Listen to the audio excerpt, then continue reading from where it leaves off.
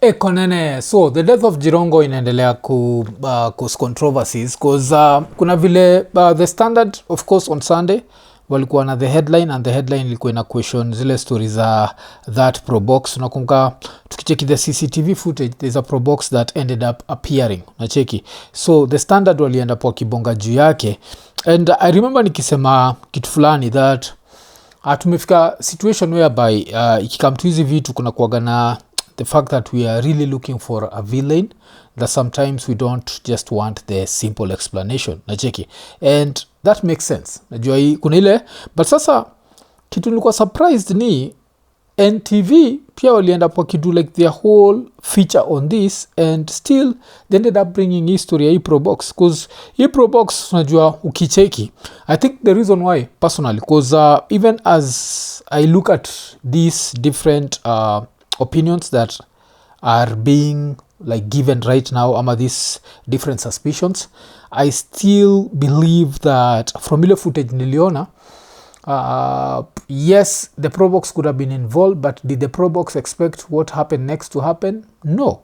But so wacha tuanze na the headline the Standard, alafu afterwards tuende kwa the news feature ilikuwa done na NTV. So the Standard on Sunday walikuwa ni was Jirongo trailed, alafu ikakuwa ni Saturday December 13th at dawn, a white car drove into the petrol station right behind former cabinet minister Cyrus Jirongo without fueling and stopped at pump number 2.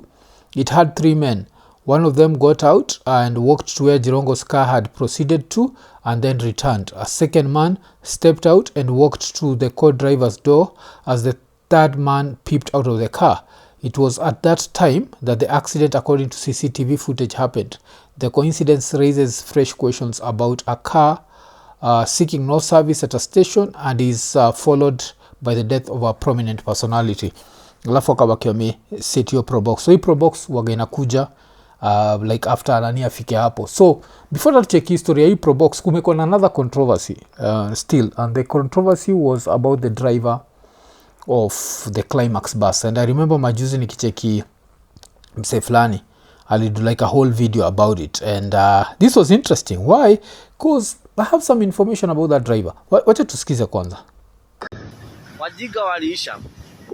Mwenye hizi basi tunamjua vizuri sana, na ni gavana na ni mama, na mimi nasema hata mimi naweza sema hata leo hamjui mwenye Climax. Mwenye Climax anaitwa Eagol. Huyo ndio mwenye Climax zote zenye zinaenda Western, Kisumu na Kitale.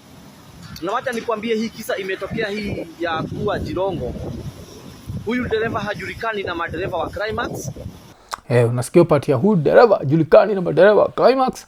So hii swali kuna like a Nini fan that ended up reaching out to me. Ali reach out to me.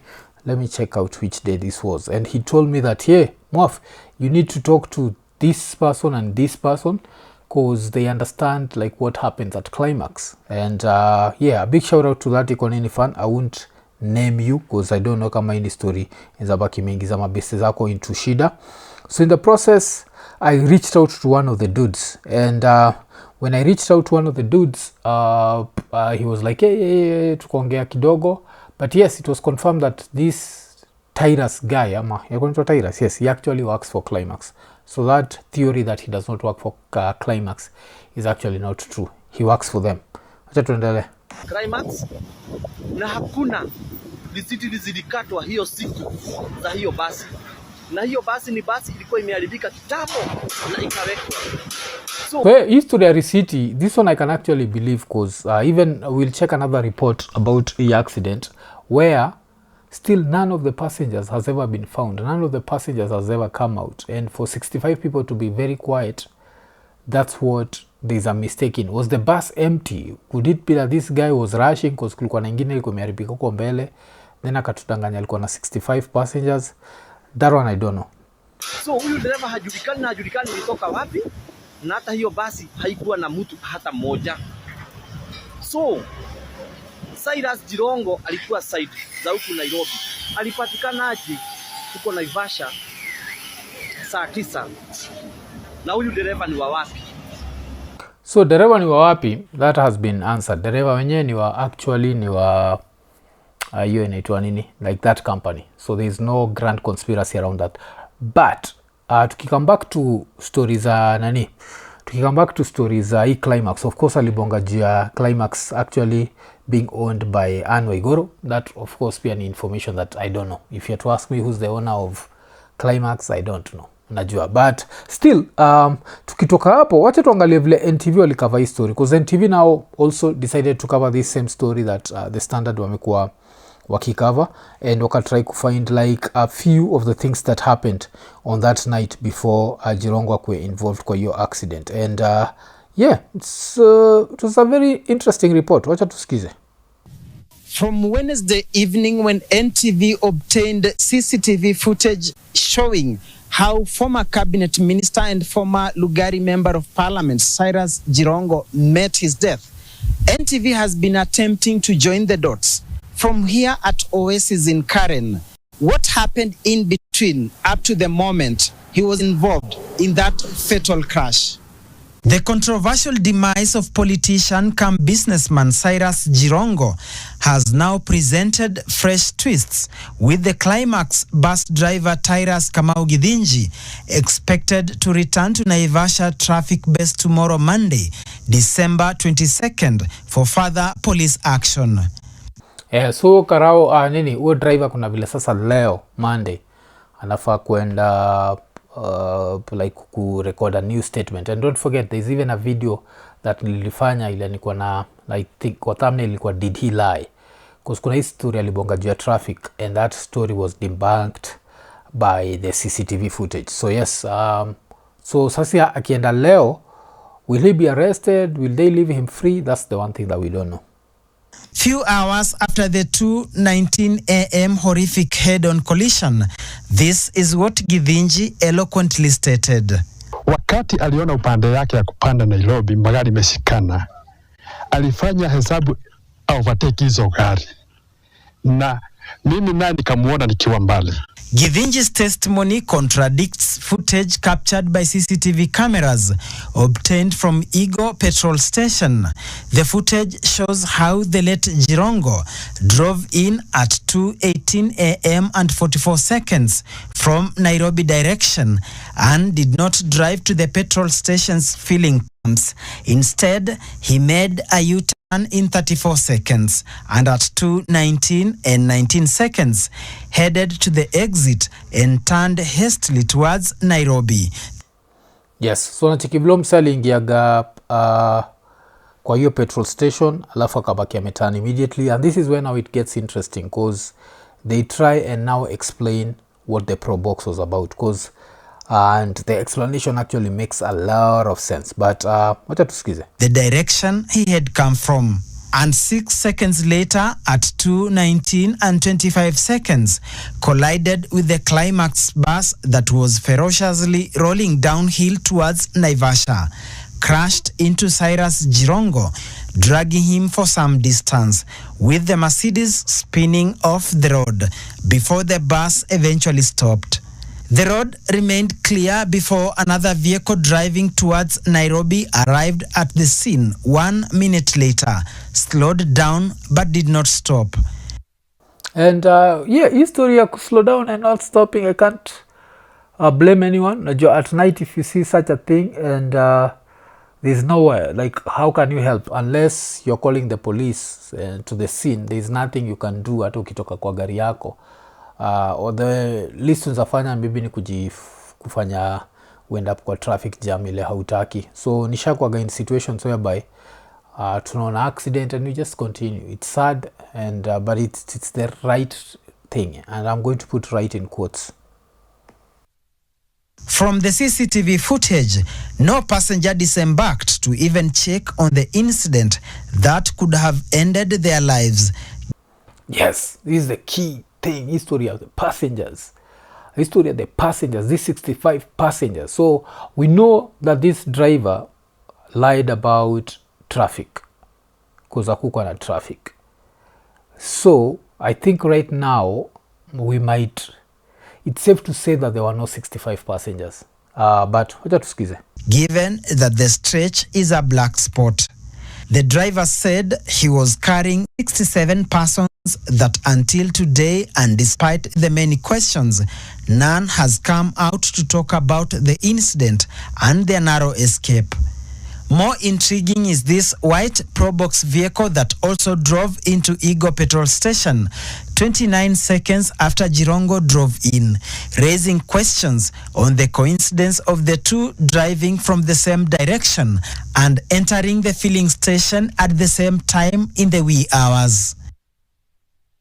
Immediately the Probox entered, Jirongo exited the station 6 seconds later, zooming back to Nairobi before he crashed, implying he could have entered the petrol station to shake off the Probox that could have been trailing him for a while, possibly from Nairobi.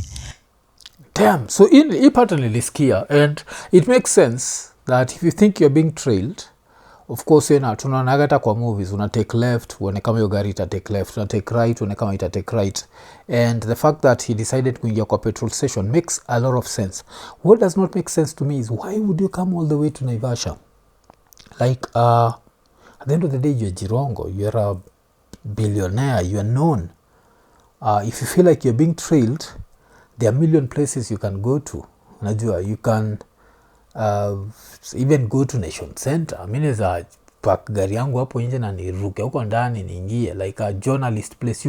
There's so many places that you can go to that it makes no sense to go all that way to Naivasha. But maybe he had his reasons why he felt like he needed to go that far. So that will never make sense to me. Ukona feel life yako in danger, don't also take yourself to places where you'll be very secluded and you'll be so alone that, because not try to imagine the distance between Nairobi and Nini, like the amount of places where you can be taken out. It's better to stay within the city, and yes, just keep it within the city. But he has his reasons, so that's one thing. But saizi, of course, naangalia Probox suspiciously. This is one thing that I had not taken seriously, but coming to think of it, saa 8 usiku we kuingia kwa place na hauongezi mafuta alafu toke, alafu pia gari mekufuata ingia the same place na haifanyi chochote, that's very suspicious. But tuendelee.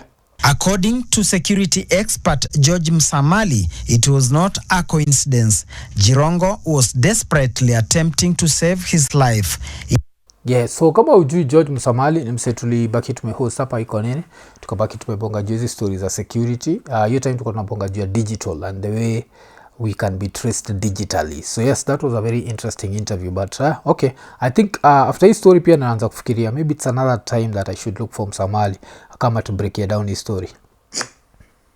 It was possibly a tiger tail. Possibly he must have driven out of Nairobi, knowing after getting out of Karen where he was, he must have realized that he's under surveillance. And to shake off the surveilling team, he drove out of Nairobi instead of going to his Gigiri home. And he realized that he's under a tiger tail, and that is why he drove to Naivasha, and he was trying to shake off the pursuers. And that's why he got in, and instead of stopping, he left immediately. Mm-hmm. And after leaving, the accident occurred. And the accident scene was a choke point. Yeah, it brings a lot to question, because that is what the driver told us. And I normally say that a story told is a story altered. We need really to interrogate what the driver was telling us. Okay. Yeah. So, history ya him being pursued, it's a very interesting story because inaonyesha vitu mbili. So if he's being pursued, alafu akaingia hii place, alafu akamwa kuturn, and he's noticed that yes, these people are actually trailing me, there is a certain level of panic that can set in, and through that level of panic you can end up not driving the way you're supposed to drive. Why? Because the accident, I think like everything up to hapo ina make sense. Him being pursued, that makes sense. The only thing that does not make sense is the accident being planned. That part in make sense. Another part that does not make sense is 65 people witnessing an accident and no one coming out in the era of everyone trying to be a content creator and everyone trying to trend. Saizi, someone would have come out. So this is the part that Nini wanafaa kutuambia. Wanaitwa au Climax. Like someone needs to come out and tell us easy names za watu, because pia mwezi travel and there's no footprint. There has to be a certain footprint. Because right now everything is pointing at an empty bus that was being driven at a very high speed. But wacha tumalizie. And exactly what happened. Detectives from DCI are said to be following leads that show from Karen Oasis within Karen Plains, that is close to official deputy president's residence.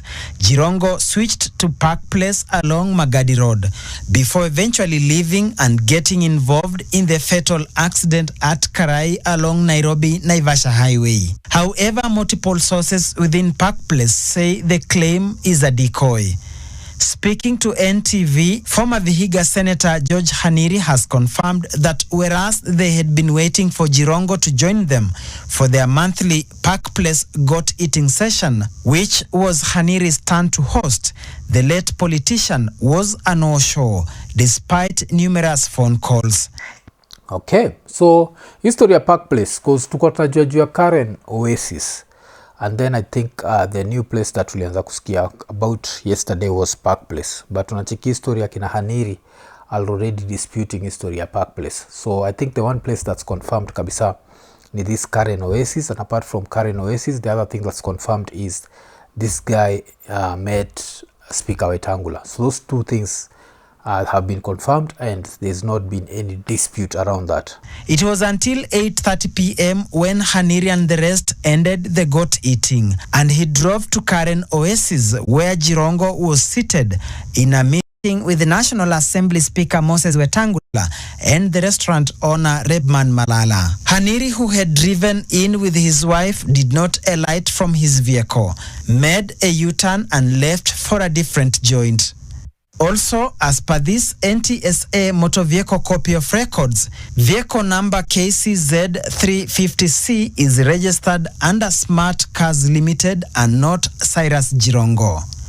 Hapa nizataka kujua what this information was for, because this KCZ has been involved in an accident before. Now, even when it was involved in an accident, it was still being driven by Jirongo.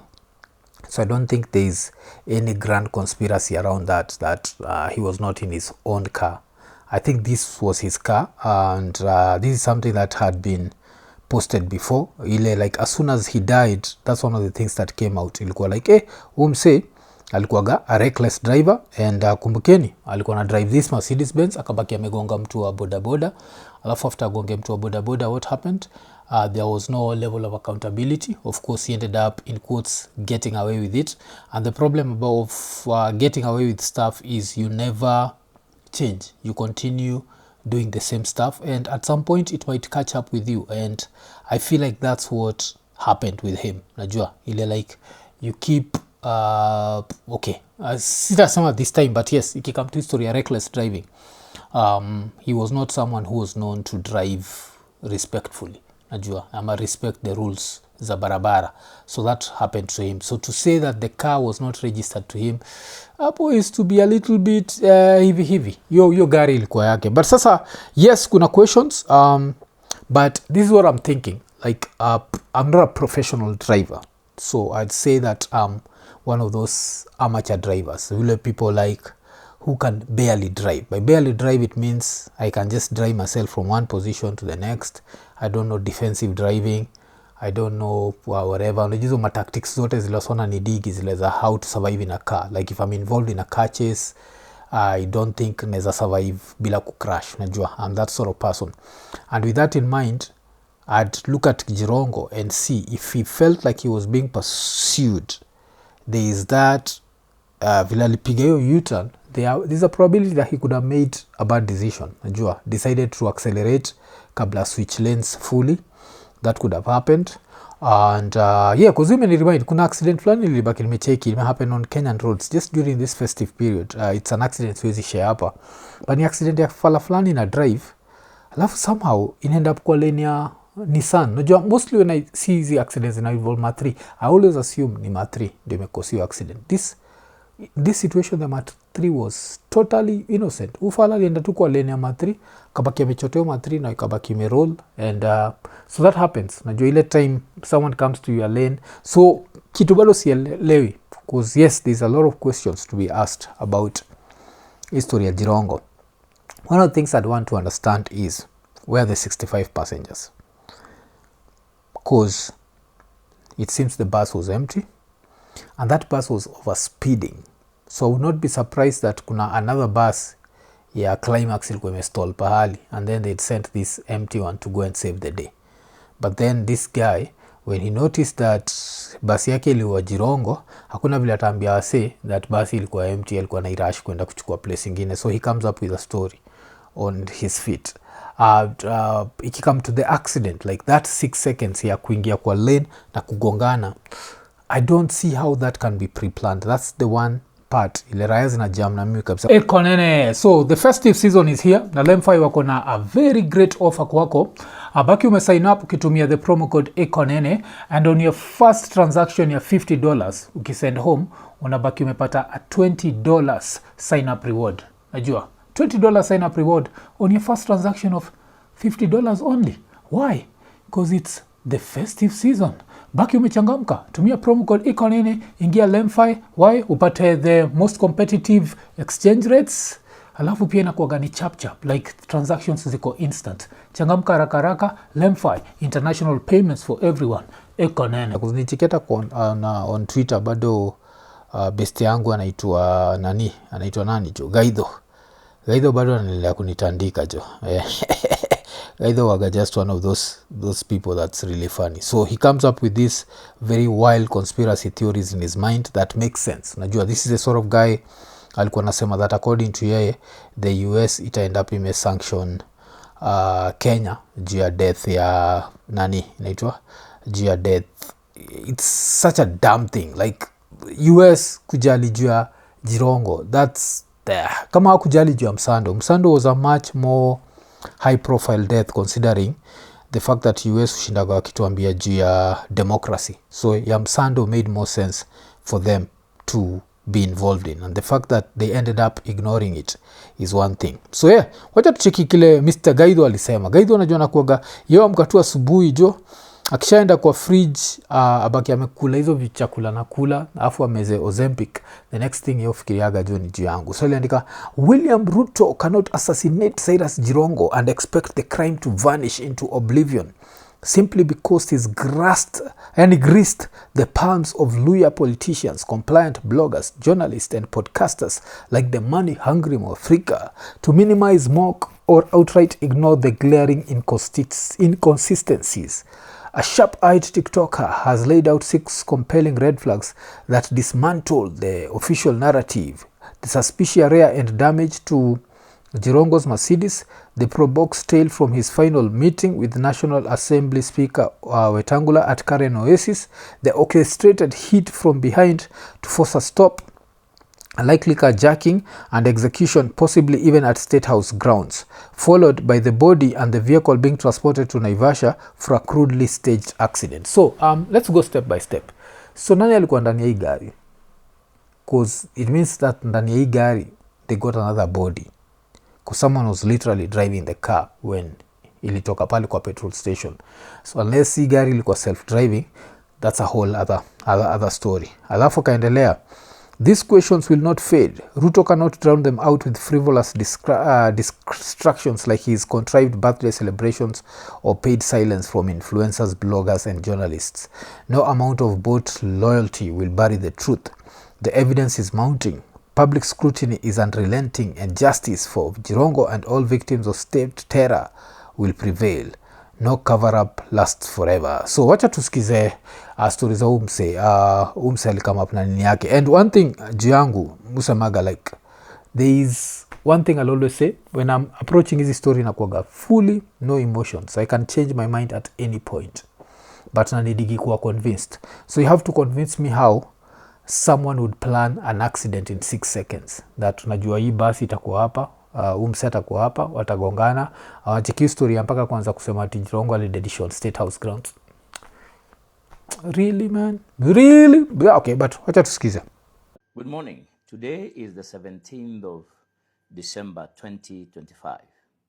And these are the 6 key questions as regarding Cyrus Jirongo's accident that the police need to answer to address our concerns.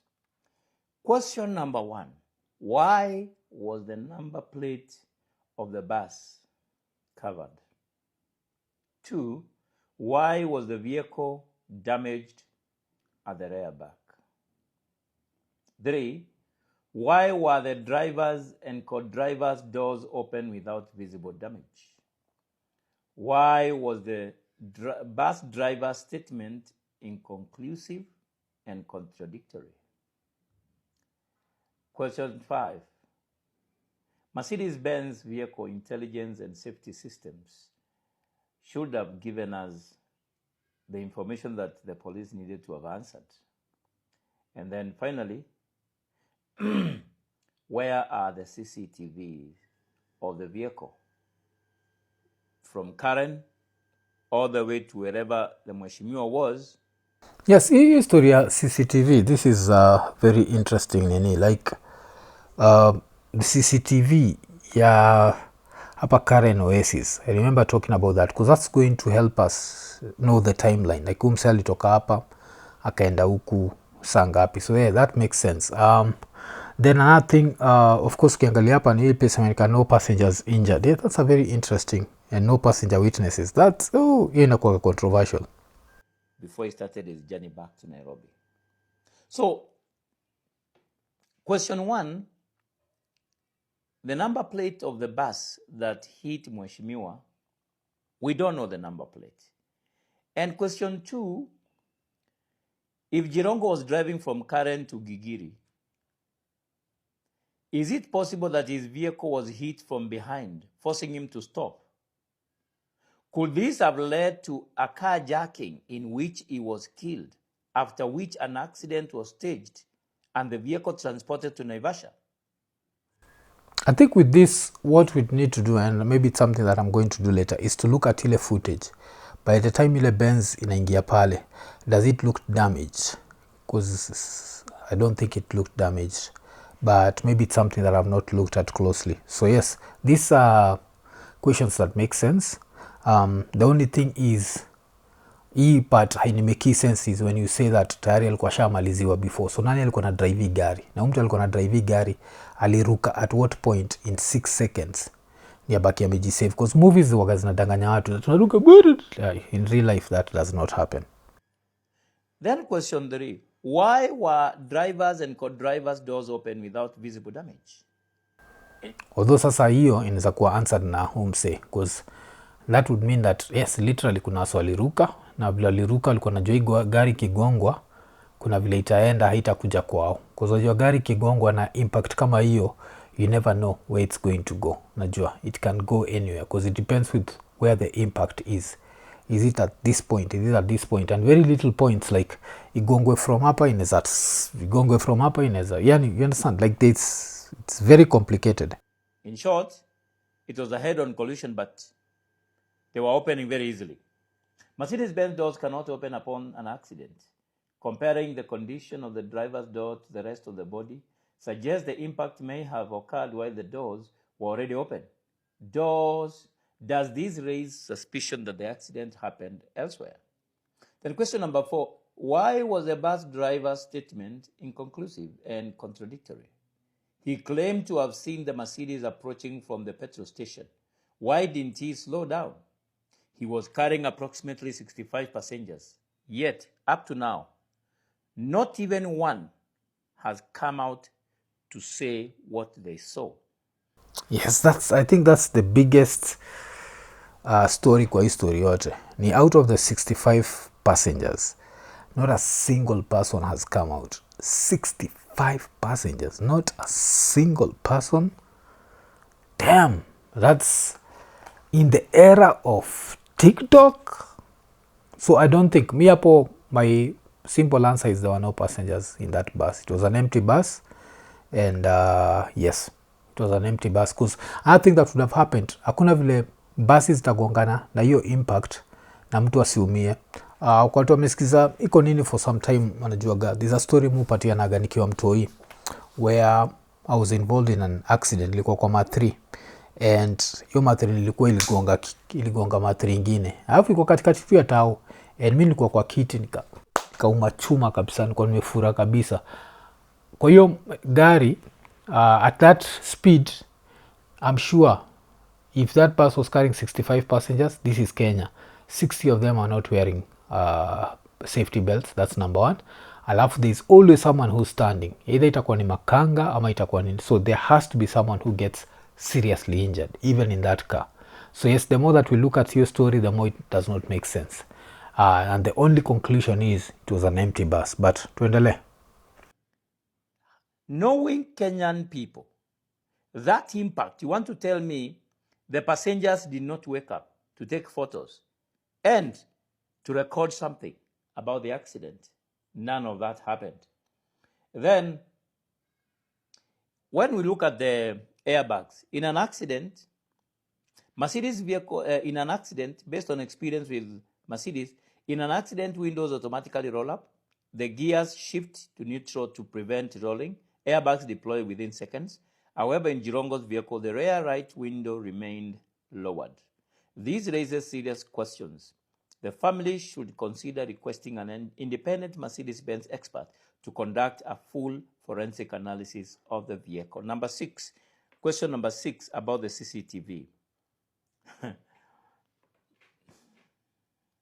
In this day and age, Jacob Juma died in 2015. I mean, is it 2015 or 16? And there was CCTV, locating him from Westlands to Uhuru Highway to Ngong Road, blah, blah, blah. Where are the CCTV cameras for Jirongo? He was not captured anywhere along all these roads that have CCTV cameras. In short, what happened to Cyrus Jirongo? So this is very credible questions to be asked. Yes, what happened to Cyrus Jirongo? That makes sense. But yes, I don't know. You know, one of the things I'll say that this mystery becomes even more mysterious every day. Like every day that I think that I figured it out, something else happens, and I'm left there like, damn, this makes no sense. So actually don't know what happened. It's interesting. The only thing ile na find was kusema that hii kitu will happen outside somewhere else, it can happen something else. Hizo ndio to see understand. I need to go and study so the Mercedes Benz window kwenda juu. Because milango zilikuwa open, then maybe the theory that someone jumped out starts to make sense. Najua. And yeah, but who mtu ali jump out has to be a ninja, man. I don't know, man. It's a very interesting story. So tuendelea kui pursue and to see where it leads us. Do I think it's a political assassination? I don't know. I don't think he was that significant. I think ile time alikuwa significant is the times alikuwa anatuambia juu Jacob Juma kupigana ni coffee. Those days he was significant. This school alikuwa anatuambia that humsali nyonga mtu. Hiyo school alikuwa significant. But saa hizi, like, who cared about Jirongo? He was just unajua, I'd seen him on a few podcasts. Of course, I'd have been very interested in hosting him on a podcast, but I didn't look at him as a political threat to anyone. I felt like he had just faded out, unajua, and that happens in life, unajua, where you just fade out. But I don't know, man. So from me, new information, mnafikiria nini? Is it someone else was driving the car? Was this guy already dead? Watu wanajua Mercedes Benzes, is it true that inaitwa nini, windows roll up? Because I find that to be interesting information. I didn't know about that. And yeah, history ya gear kuturn to neutral, hizo zote, I don't know how that would nini, because ile impacts inaweza haribu kila kitu. So yeah, one of the mysteries of the year 2025 na haijaisha bado. So niambieni kile mna feel. Eko nene.